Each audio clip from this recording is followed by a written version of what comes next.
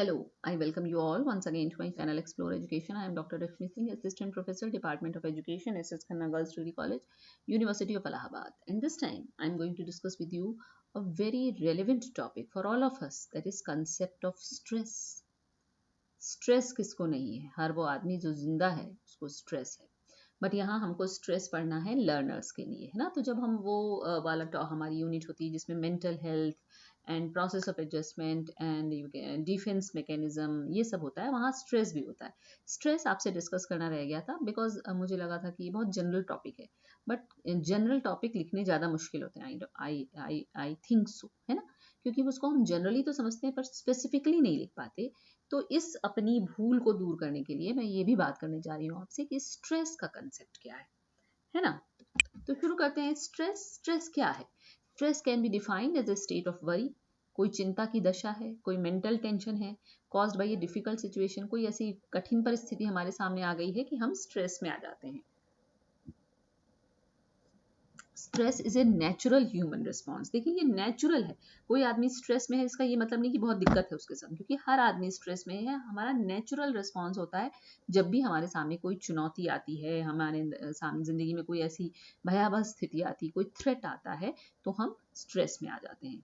Every one experiences stress to some degree. हम सब ने किसी ना किसी डिग्री का स्ट्रेस एक अनुभव किया है। The way we respond to stress however makes a big difference to our overall wellbeing. Stress हम सभी ने अनुभव किया है, लेकिन हम उस स्ट्रेस को रिस्पॉन्ड कैसे करते हैं, हम प्रतिक्रिया कैसे देते हैं उस स्ट्रेस की, वो एक बहुत बड़ा अंतर ये शो करता है कि हमने कैसे दिया, आपने कैसे दिया। हमारी वेलबींग, हमारा जो ऊपर मतलब पूरी बॉडी का बैलेंस है, हमारा जो कल्याण की स्थिति है, मतलब सब कुछ ठीक ठाक रहे, उसके लिए ये ज़रूरी है कि हम कैसे स्ट्रेस को रिस्पॉन्ड करते हैं। तो अगर कुछ डेफिनेशंस देख लेते हैं। APA dictionary of psychology define करता है कि द साइकोलॉजिकल और फिजियोलॉजिकल रिस्पॉन्स टू इंटरनल और एक्सटर्नल स्ट्रेसर्स। स्ट्रेसर्स कौन? जो स्ट्रेस डाले वो स्ट्रेसर। तो चाहे वो अंदर से कोई इस तरीके की कोई ड्राइव, कोई इच्छा, कोई विश हो, या बाहर से कोई स्ट्रेसर बन गया हो, वो कुछ भी हो सकता है। तो उसके लिए जो हमारी शरीर और जो हमारा मन रेस्पॉन्स करता है वही स्ट्रेस है। Stress involves changes affecting nearly every system of the body, influencing how people feel and behave. For example, it may be manifested by palpitations, sweating, हमको पसीना आने लगता है, मुंह सूखता है, जैसे लगता है सांस कम पड़ रही है ना, या हम जोर जोर से बोलने लगते हैं, या नेगेटिव इमोशंस हमारे अंदर आ जाते हैं, है ना। Longer duration of stress fatigue. तो ये एपीए डिक्शनरी डिफाइन कर रही है स्ट्रेस को। रिचार्ड लेजरस डिफाइन करते हैं स्ट्रेस को। देखिए रिचार्ड लेजरस का नाम, अगर आप लोग कोपिंग मैकेनिज्म के बारे में जानते हो तो कोपिंग मैकेनिज्म पे इनका काम है। तो रिचार्ड लेजरस डिफाइन करते हैं स्ट्रेस को कि it is a state of an anxiety produced when events and responsibilities exceed one's coping abilities. इसीलिए देखिए इन्होंने स्ट्रेस को कोपिंग के टर्म्स में परिभाषित किया है।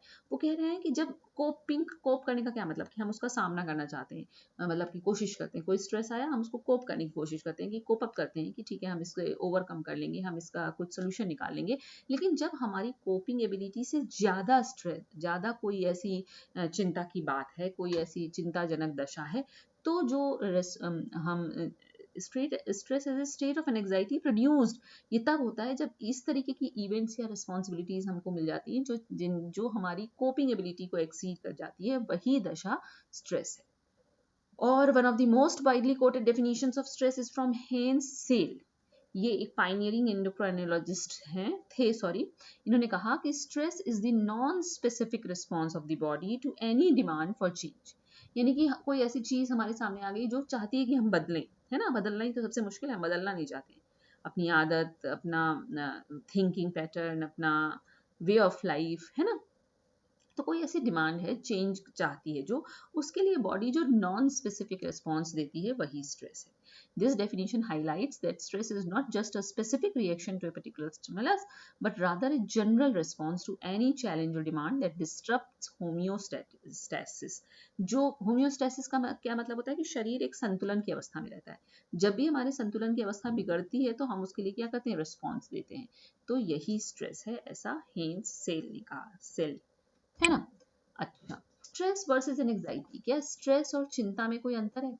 कई बार हम ये कंफ्यूज हो जाते हैं कि हम स्ट्रेस में हैं कि एनेक्शियस हैं। तो ये डिफरेंस है इनके बीच में कि stress can sometimes be mistaken for an anxiety. कभी कभी हम ये गलती कर सकते हैं कि चिंता को स्ट्रेस समझ लें। And experiencing a great deal of stress can contribute to feelings of anxiety। तो मतलब कह रहे हैं कि जब एक लेवल से ज़्यादा आपकी ज़िंदगी में स्ट्रेस आ जाता है तो उससे आप एनजाइटी की ओर बढ़ते हैं या उसी से हम एनेक्शियस हो जाते हैं। Stress and anxiety both contribute to nervousness. दोनों से ही क्या होता है, हमको नर्वसनेस होती है, हमारी नींद उड़ जाती है, हमारा बीपी बढ़ जाता है, मसल टेंशन हो जाती है, एक्सेस वरी हो जाती है हमको। Experiencing an anxiety can make it more difficult to cope with stress. जब हम एंग्जाइटी एक्सपीरियंस करते हैं तो और मुश्किल होता है कि हम स्ट्रेस के संग कोप अप कर सकें। और फाइनली क्या होता है, हमको हेल्थ इश्यूज हो जाते हैं, हम डिप्रेशन में जा सकते हैं, हमको कोई बीमारी हो सकती है, डाइजेस्टिव प्रॉब्लम। देखिए जैसी कोई दिक्कत शुरू हो जाती है, जैसे लगता है पेट गड़बड़ हो गया है ना। इन मोस्ट केसेस जैसे एग्जाम के समय होता है, रिजल्ट आने वाला हो तब होता है, इंटरव्यू का रिजल्ट आने वाला होता है तब होता है कि आपको लगता है पेट में कुछ हो रहा है। In most cases stress is cause by external events. वो कह रहे हैं स्ट्रेस और एंजाइटी में अंतर क्या है कि ज्यादातर दशाओं में स्ट्रेस जो होता है वो बाहर का कोई इवेंट है, मतलब एक्सटर्नल, कोई शरीर के बाहर कोई ऐसी चीज है जो आपको परेशान कर रही है, वो स्ट्रेस है। जबकि एंजाइटी हमारा इंटरनल रिएक्शन है स्ट्रेस के लिए। समझ में आ रहा है, ये अंतर है कि बाहर कोई इवेंट गड़बड़ हुआ, कोई थ्रेट हुआ, कोई डर गए, कुछ ऐसा हुआ तो हम स्ट्रेस में आ गए। और anxiety is caused by your internal reaction. हम उस स्ट्रेस के लिए जो इंटरनली हमारी बॉडी जो रिएक्शन देती है वही एंजाइटी है। Stress may go away once the threat और द सिचुएशन रिजॉल्व्स। वो कह रहे हैं कि स्ट्रेस एक बार कम हो जाएगा अगर आपका थ्रेट हट जाएगा, whereas anxiety may persist even after the original stressor is gone। लेकिन एंजाइटी परसिस्ट करती है थोड़ी देर आपके साथ अगर ओरिजिनल स्ट्रेसर हट गया है तो भी, मतलब स्ट्रेसर क्या, जिसकी वजह से स्ट्रेस हुआ था। ठीक है, अब स्ट्रेस के टाइप्स हैं, जैसे acute stress, episodic acute stress, chronic stress और यू स्ट्रेस। देखिए स्ट्रेस हमेशा दिक्कत ही नहीं करता है, स्ट्रेस कभी कभी अच्छा भी होता है। फिलहाल हम पहले दिक्कत वाले स्ट्रेस की बात करते हैं। एक्यूट स्ट्रेस मतलब शॉर्ट टर्म टाइप का स्ट्रेस है जो आपको अपसेट करता है। जैसे आपने कोई ट्रॉमेटिक सिचुएशन देख ली, आप आ रहे हैं रास्ते में, आपने कोई कार एक्सीडेंट देख लिया, कोई नेचुरल डिजास्टर से आपका सामना हो गया, तो आप एक्यूट स्ट्रेस होता है लेकिन शॉर्ट टर्म है। जब आप थोड़ी देर बाद वो एक्सीडेंट की घटना आपके दिमाग से निकल जाएगी। एपिसोडिक एक्यूट स्ट्रेस क्या है? Episodic acute stress is acute stress, ये भी एक्यूट स्ट्रेस है लेकिन ये थोड़ा सा लंबा है, वो तो शॉर्ट टर्म है। Be a way of life, मतलब एकदम एपिसोड की तरह से चलता ही चला जा रहा है, एक आपकी जिंदगी का हिस्सा बन गया है, ऑन गोइंग हो गया है। इससे क्या हो सकता है, आपको इलनेस हो सकती है। जैसे किसकी वजह से हो सकता है, किसी इलनेस की वजह से हो सकता है, कोई डोमेस्टिक वायलेंस आप घर में फील करते हैं, एक्सपीरियंस करते हैं, उसकी वजह से हो सकता है, चाइल्ड अब्यूज की वजह से हो सकता है, कॉन्फ्लिक्ट एंड वॉर, आजकल तो पूरी दुनिया में वॉर चल रहा है, तो एपिसोडिक एक्यूट स्ट्रेस उससे मिल सकता है आपको। क्रोनिक स्ट्रेस क्या है? Chronic stress is what we most often encounter in day to day life and seems never ending. जैसे लगता है कि जिंदगी से भी ये कभी जाएगा नहीं, एंड इनएस्केपेबल, लगता है आप इससे भाग के कहीं जा नहीं सकते, आपको लगता है आप इस सिचुएशन में एकदम फंस गए हैं, एकदम निकल नहीं पा रहे हैं। Like the stress of a bad marriage. ये हो सकता है कि मतलब कि शादी का अनुभव बुरा है आपका, आपको लगता है आप बुरी शादी में फंस गए हैं, मतलब इतना आसान नहीं होता है शादी से निकलना, कि ये सब सेलिब्रिटीज करते हैं कि जिनके रोज शादी रोज तलाक होते हैं। और एन एक्सट्रीमली टैक्सिंग जॉब, और आप ऐसी जॉब है जिसको आप ना छोड़ सकते हैं, ना जो आपसे निभ रही है, जो आपके लिए लग रहा है कि जिंदगी एकदम कहाँ फंस गई है, तो ये जो चीज़ है वो आपको क्रोनिक स्ट्रेस देगी। लेकिन स्ट्रेस कभी कभी बढ़िया भी होता है, जैसे eustress on the other hand is fun and exciting. It's known as a positive type of stress, आप इसको पॉजिटिव टाइप का स्ट्रेस कह सकते हैं। जैसे जो आपको एनर्जाइज रखता है, आपका एड्रीनलिन का स्तर बढ़ जाता है। एड्रीनलिन क्या है? हार्मोन है ना। जैसे जब आप स्कीइंग करते हैं या आपको कोई डेडलाइन है, उसके लिए आप जी तोड़ मेहनत कर रहे हैं कि आप उस डेडलाइन के पहले अपना काम कर दें, तो ये भी तो स्ट्रेस है, लेकिन इसमें आपको फन आता है, एक्साइटमेंट आता है। जैसे एग्जाम की तैयारी रहती है, हमें कहीं प्रेजेंटेशन देना होता है, तो हम तब भी तो स्ट्रेस में होते हैं, लेकिन वो हमको एनर्जाइज रखता है कि हम बढ़िया से बढ़िया अपना काम कर सकें। एग्जाम के पहले आपको जो स्ट्रेस है वो यू स्ट्रेस ही होता है, और वो बढ़ के क्रोनिक स्ट्रेस या एक्यूट स्ट्रेस नहीं होना चाहिए। फिर स्ट्रेस के कॉजेज होता क्यों है? बायोलॉजिकल इन्फ्लुएंसेस हो सकता है, यानी कि शरीर में कुछ ऐसे हो गया है दिक्कतें जो कि आपको स्ट्रेस दे रही हैं। जैसे आपकी बॉडी का जो रिदम होता है, जैसे रिदम क्या मतलब, एक टाइम सोने का है, एक टाइम उठने का है, तो अपने आप अलार्म बजे ना बजे अलार्म की जरूरत नहीं पड़ेगी, आप उसी वक्त उठ जाते हैं और लगभग उसी वक्त आपको नींद आने लगती है। तो ये रिदम है, ये रिदम जो चलता है बॉडी का बायोलॉजिकल, वो अगर डिस्टर्ब हुआ तो आप स्ट्रेस में आ सकते हैं। सर्केडियन रिदम का मतलब होता है हर 24 घंटे में जो चल रहा है। अल्ट्रेडियन का मतलब होता है 24 घंटे से कम में भी अपनी साइकिल पूरी कर लेता है। और इनफ्रेडियन का मतलब होता है कि 24 घंटे से ज़्यादा की साइकिल वाले जो रिदम है वो गड़बड़ होते हैं तो आप स्ट्रेस फील करते हैं। साइको इंटरपर्सनल इन्फ्लुएंस, जैसे इसमें आएगा क्या, साइको इंटरपर्सनल मतलब आदमी की साइकी के बीच में, साइकी और आदमी के बीच है। जैसे आपका विश्वास, आपके मूल्य, आपका attitude, opinion, perception of an individual. यानी कि आप किसी को बहुत अच्छा समझते हैं, अपना बहुत अच्छा मित्र समझते हैं, आप कह रहे हैं यार ये तो मेरे साथ धोखा कर रहा था, या तो ये मेरा दोस्त नहीं है, या तो ये मेरे पीछे मेरी बुराई करता है। तो ये सब भी तो स्ट्रेस देता है ना। When any of these are challenged, violated or changed, it triggers stress। आपके तो ये सब जब बदलता है तो आप स्ट्रेस फील करते हैं। Social influences, our social relations, in addition to financial insecurity, effects of relocation, technological advances, violation of human rights, and low socioeconomic status are notable factors that contribute to stress। इन सबसे भी stress होता है। अब जैसे technological advances आ गया, अब जैसे कि हुआ कि सबको पीपीटी बनानी है, ठीक है, क्योंकि भाई पीपीटी बनाना तो बड़ा आसान काम है, मतलब अब तो लगभग सभी बना लेते हैं, लेकिन फिर भी कोई तो होगा जिसको नहीं आती होगी, और हमने कह दिया सबको बनानी है, तो उसके लिए तो स्ट्रेस हो गया ना, कैसे बनाएं। तो ये तो छोटा सा एग्जाम्पल है, इस तरीके के सोशल इन्फ्लुएंसेस भी हैं जो हमको स्ट्रेस देते हैं। दिखता कैसे है, सिम्टम्स क्या है स्ट्रेस के, तो हमारे बिहेवियर में आपको चेंज दिखेगा। जैसे हम रेस्टलेसनेस शो करेंगे, हमको एकदम, जैसे हम बेचैनी, इनसोमनिया और स्लीप डिस्टर्बेंसेस, हमारी नींद उड़ जाएगी, हमारी नींद डिस्टर्ब आएगी नहीं। एपेटाइट चेंजेस, हमारी भूख का पैटर्न भी बदल जाता है। मेंटल सिम्टम्स भी होते हैं, जैसे लैक ऑफ कंसंट्रेशन, हमारा दिमाग ही नहीं लग रहा है, हम कंसंट्रेट कर ही नहीं पा रहे हैं, क्योंकि हमारे दिमाग में घूम फिर के वही बात चल रही है। डिफिकल्टी इन डिसीजन मेकिंग, हम निर्णय नहीं ले पा रहे हैं, हमको पैनिक अटैक आ रहे हैं, ये भी स्ट्रेस का सिम्टम है। फिर कुछ इमोशनल सिम्टम थे, जैसे हम जब बैठते हैं हमें लगता है अपराध बोध में, हमें लगता है हमारी ही गलती थी, हमारी वजह से ऐसा हो गया, हम या तो इरिटेबल हैं, या हम गुस्से में हैं, या हम जब देखो तब रो रहे हैं। ये सब इमोशनल सिम्टम्स हैं स्ट्रेस के।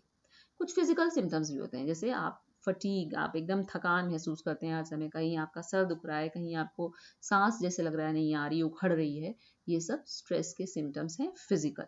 तो स्ट्रेस अपने आप को बहुत तरीके से दिखाता है, emotionally, physically, mentally, behaviourally. Okay, फिर स्ट्रेस व्यक्ति पर या स्टूडेंट पे इफेक्ट क्या डालता है। इम्पेयर्ड टास्क परफॉर्मेंस, हमारे जो परफॉर्मेंसेस होते हैं वो खराब होने लगते हैं, हमारी कॉग्निटिव फंक्शनिंग गड़बड़ हो जाती है, हम बर्नआउट फील करते हैं, हमको साइकोलॉजिकल प्रॉब्लम्स हो जाती हैं, और हम फिजिकल इलनेस में भी पड़ सकते हैं कि कोई बीमारी हो जाए, है ना। तो क्या करें, कैसे स्ट्रेस को मैनेज करें, as a teacher, as a parent, as an educator हम क्या करें। तो देखिए कोपिंग, जो रिचार्ड लेजरस का नाम आया था, दो मेन तरीके की कोपिंग होती है। एक तो प्रॉब्लम फोकस्ड कंस्ट्रक्टिव कोपिंग होती है, एक इमोशन फोकस्ड कंस्ट्रक्टिव कोपिंग होती है। तो प्रॉब्लम फोकस्ड कोपिंग वो है जिसमें प्रॉब्लम पे फोकस करते हैं और प्रॉब्लम को ही हटाना चाहते हैं। जैसे हम प्रॉब्लम को क्लैरिफाई कर लें, हम उसके लिए कोई दूसरा ऑल्टरनेटिव ढूंढ लें, हम कुछ काम ऐसा करें कि प्रॉब्लम कम हो जाए, या हम दूसरे किसी मोर नॉलेजेबल पर्सन की हेल्प ले लें, हम अपना टाइम मैनेज कर लें, या हम सेल्फ पे कंट्रोल कर लें। ये सारे काम ऐसे हैं जिससे प्रॉब्लम अपनी जड़ से खत्म हो सकती है। मुश्किल है लेकिन ये काम। फिर कुछ इमोशन फोकस्ड कोपिंग होती है, जैसे कि हम प्रॉब्लम को जड़ से नहीं हटाना चाह रहे हैं, बट हम अपना परसेप्शन बदलना चाह रहे हैं प्रॉब्लम के प्रति। तो इसमें इमोशनल इंटेलिजेंस की जरूरत होती है ना, कि अपना थिंकिंग पैटर्न, डिसीजन मेकिंग और ये सब बदलिए, ताकि आपको प्रॉब्लम उस तरह से परेशान ना करे। रिलीजिंग पेंट अप इमोशंस, आपके अंदर कोई चीज़ बात घुमड़ घुमड़ के परेशान आपको कर रही है तो उसको रिलीज कर दीजिए ना, रिलीज कर देंगे तो आपको बेहतर लगेगा। Managing hostility and forgiving others, जो चीज़ आपको बहुत परेशान करी आप उसे क्षमा कर दीजिए, माफ कर दीजिए, ठीक है जाओ, आखिर तुम्हें माफ नहीं करके हम ज़्यादा परेशान हैं तो माफ कर देते हैं, है ना। तो ये भी एक तरीका हो सकता है। मेडिटेशन तो तरीका है ही, टेंशन रिलीज होती है इससे, एंजाइटी जो स्ट्रेस की वजह से आ जाती है उसमें कमी आती है। कुछ रिलैक्सेशन प्रोसीजर्स भी बताए गए हैं कि वो आप इस्तेमाल कर सकते हैं स्ट्रेस को मैनेज करने के लिए, जैसे क्वाइट एनवायरनमेंट, एकदम शांत हो तो आपको अच्छा लगता है। ए मेंटल डिवाइस कोई आप यूज़ कर सकते हैं, ए पैसिव एटीट्यूड यूज़ कर सकते हैं, और कंफर्टेबल पोजीशन में बैठने से भी कभी कभी स्ट्रेस रिलीज होता है। और योग तो है ही, आज योग दिवस भी है, तो we are all aware of the physical benefits of yoga. However, yoga also helps in reducing stress and anxiety. Promote, आज आपने इतने आर्टिकल देखे होंगे, इतना आपने योग के बारे में जाना सुना होगा कि हमारी स्ट्रेस लेवल और एंजाइटी को भी कम करता है, हमारा ब्लड प्रेशर नॉर्मल करता है, मसल टेंशन रिड्यूस करता है, और हमारी स्ट्रेंथ और फ्लेक्सिबिलिटी भी बढ़ाता है। तो छोटा सा दिखने वाला टॉपिक, कंसेप्ट ऑफ स्ट्रेस, इतना बड़ा था। स्ट्रेस है क्या, कितने प्रकार का है, किसकी वजह से होता है, सिम्टम्स क्या हैं, कैसे आप स्ट्रेस को कम कर सकते हैं.